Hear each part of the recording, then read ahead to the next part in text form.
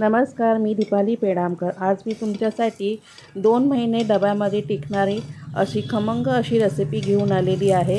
ही recipe अगदी महिलांसाठी खूप गुणकारी आणि फायदेशीर आहे आणि ही रामबाण उपाय आहे त्यांच्यासाठी। आता आपण रेसिपीला सुरुवात करूया। ही आहे आळशी। आळशीला मराठीमध्ये जवससुद्धा म्हटलं जातं। ही वजनामध्ये 100 ग्रॅम आहे। ही आपल्याला अगदी खमंग अशी भाजून घ्यायची आहे। मंद आचेवरती ही आपल्याला भाजून घ्यायची आहे, म्हणजे ती खमंग अशी भाजली जाते।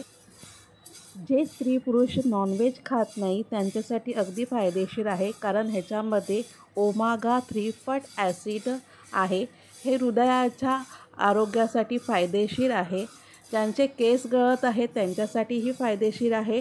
त्याची त्वचा चमकते, रक्तातील कोलेस्ट्रॉल कमी करण्यासाठी मदत करते, रक्तातील दाब नियंत्रित ठेवण्यासाठी ही मदत करते, हृदयाचा धोका कमी होतो, पचनक्रिया व्यवस्थित राहते, डायबिटीजसारख्या इतर आजारांवरती ही गुणकारी आहे, कॅन्सरचा धोकाही टाळण्यास मदत करते आणि आपल्याकडे लहान बाळाला सर्दी झाली की आपण आळशी दिली जाते। आळशीमुळे पचनक्रिया आपली छान राहते, पित्ताचा ज्यांना त्रास होत असेल तेहीसुद्धा कमी होतं, गुडघेदुखी कमी होते। असं आळशीचे बरेचसे फायदे आहेत। आळशी आपल्याला मी सांगतेप्रमाणे तुम्ही 2 महिने टिकणारा असा पदार्थ मी तुम्हाला दाखवते, जो 2 महिने आरामात हवाबंद डब्यामध्ये राहू शकतो आणि कमी साहित्यामध्ये इतके फायदेशीर अशी ही रेसिपी आहे।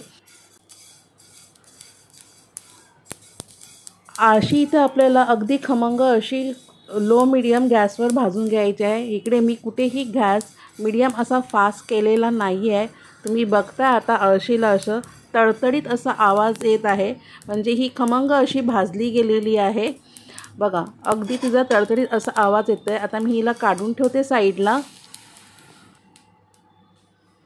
ह्याच पॅनमध्ये आता मी 2 चमचे सफेद तीळ घेतलेले आहेत।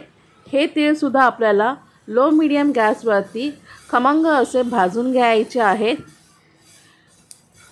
सफेद तीळ हे पटकन भाजले जातात।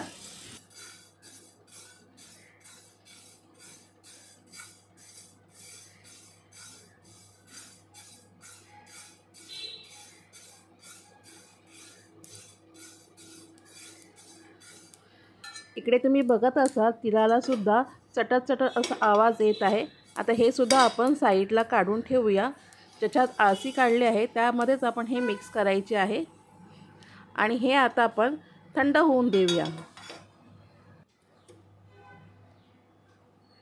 इकडे मी त्याच पॅनमध्ये थोडंसं तेल घेतलेलं आहे। खूप सारं नाही घ्यायचं आहे, थोडंच घ्यायचं आपल्याला। आता पॅनमध्ये आपण 1 चमचा जिरं घालणार आहोत। जिरंसुद्धा आपल्याला चांगलं भाजून घ्यायचं आहे। त्याचबरोबर इकडे मी 4 ते 5 लसणाच्या पाकळ्या घेतलेल्या आहेत। ह्या लसणाच्या पाकळ्या मोठ्या असल्यामुळे मी 4 ते 5 घेतल्या आहेत आणि जर लहान असेल तर 10-12 तुम्ही घेऊ शकता।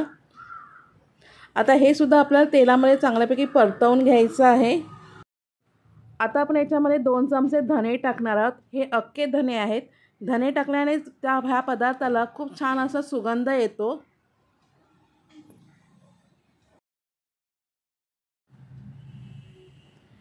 इथे आपले धनेसुद्धा परतून झालेले आहेत। आता ह्याच्यामध्ये मी थोडेसे शेंगदाणे टाकत आहेत कच्चे। हे सुद्धा ह्याच्यात आपल्याला चांगल्यापैकी परतवून घ्यायचे आहेत।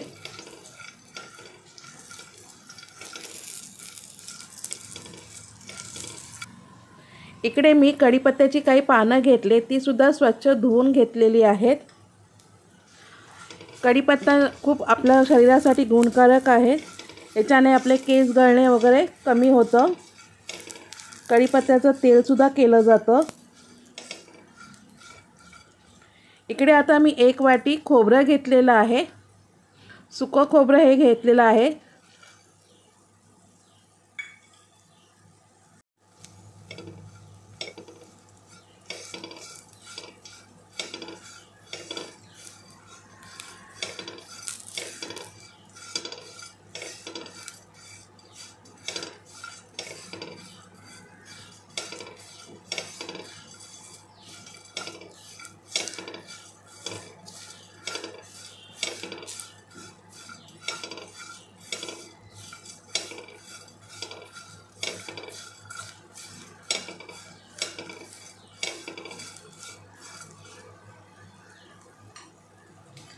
खोबरंसुद्धा आपलं इथे खमंग असं भाजून झालेलं आहे। ह्याच्यामध्ये आता मी 2 बेडगी मिरच्या घेतलेल्या आहे सुक्या, ह्यासुद्धा आपल्याला याच्यामध्ये परतून घ्यायच्या आहेत।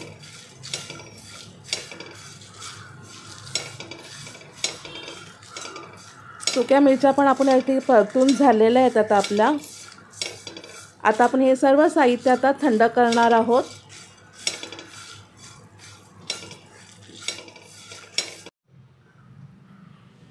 इकडे आपलं जवस चांगले थंड झालेले आहेत, आपले हे साहित्यसुद्धा थंड झालेले आहेत। हो, इकडे आपण जवसची चटणी करत आहोत। इकडे सर्व आपलं साहित्य आता हे थंड झालेलं आहे।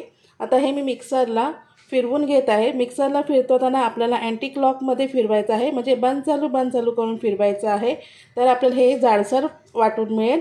आणि आपल्याला एकदम अशी पावडर नाही करायची आहे, जे आपण चटणीला शेंगदाण्याची चटणी करतो ना, सेम त्याप्रमाणे आपल्याला थोडीफार जाडसर ठेवायचे। हे आता मी मिक्सरला फिरवून घेत आहे। मिक्सरचं भांडं छानपैकी कोरडं करून घ्यायचं आहे, पाणी लागलं नाही पाहिजे चटणीला, नाहीतर चटणी खराब होऊ शकते आपली। आता मी ह्याच्यामध्ये सर्व साहित्य टाकत आहे। इथे मी लाल मिरची पावडर घेतले, ही कमी तिखट असलेली लाल मिरची पावडर आहे, कारण मी एकच चमचा वापरला आहे, कारण ऑलरेडी मी याच्यामध्ये 2 मिरच्या टाकलेल्या आहेत मी। आणि चवीपुरतं मीठ।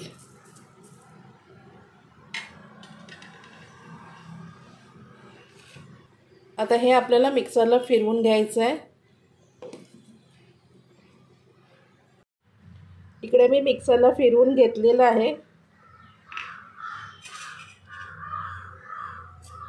हे बघा कशी छान झालेली आहे। आता ही तुम्हाला मी एका ताटात काढून दाखवते।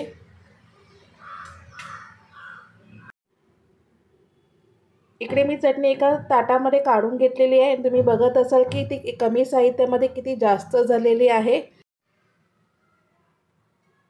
ही चटणी तुम्हाला एका काचेच्या बरणीमध्ये भरून ठेवायची आहे। काचेच्या बरणीत भरून ठेवल्याने ही चटणी खूप छान टिकते आणि बऱ्याच दिवस टिकते ती। याच्यासाठी तुम्हाला जर ही चटणी कोणाला द्यायची तरी असली तरी तुम्ही ही काचेच्या बरणीत भरून द्यायची आहे।